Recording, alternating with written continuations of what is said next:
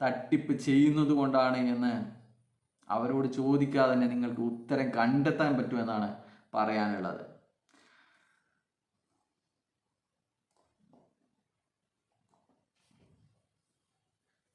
ആയിരം കോടി turn over എന്ന് നിങ്ങളുടെ CEO തന്നെ യൂട്യൂബ് വീഡിയോയിലും അതുപോലെ തന്നെ സ്റ്റേജിലും വന്ന് പ്രസംഗിച്ചതാണ്.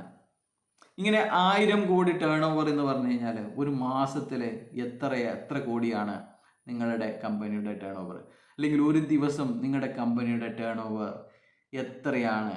ഒരു സാധനം പോലും ഉത്പാദിപ്പിക്കാത്ത കമ്പനിക്ക്, അല്ലെങ്കിൽ അവിടെയും ഇവിടെയും ചില ആൾക്കാർ പോയിട്ട് ഒരു പാക്ക് പഞ്ചസാരയും ഒരു കുപ്പി വെള്ളവും മേടിച്ചു കഴിഞ്ഞാൽ ഇത്ര വരുമാനം എങ്ങനെയാണ് നിങ്ങൾക്ക് ഉണ്ടാവുക?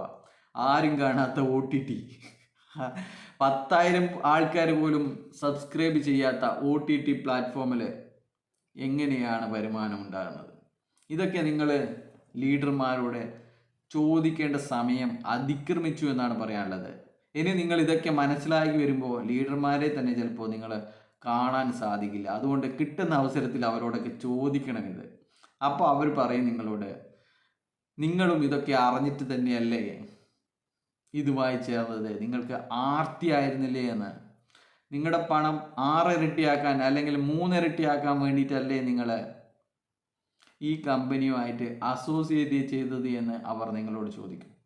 നിങ്ങൾക്കൊക്കെ കുറ്റബോധം തോന്നില്ലേ ഇതൊക്കെ അറിഞ്ഞിട്ടും? നിങ്ങളുടെ സുഹൃത്തുക്കളെ, നിങ്ങളുടെ കുടുംബക്കാരെയൊക്കെ പറ്റിച്ചതിൽ നിങ്ങൾക്ക് ഇനിയും കുറ്റബോധം തോന്നില്ലേ എന്നാണ് നിങ്ങളോട് ചോദിക്കാനുള്ളത്. അത്രയും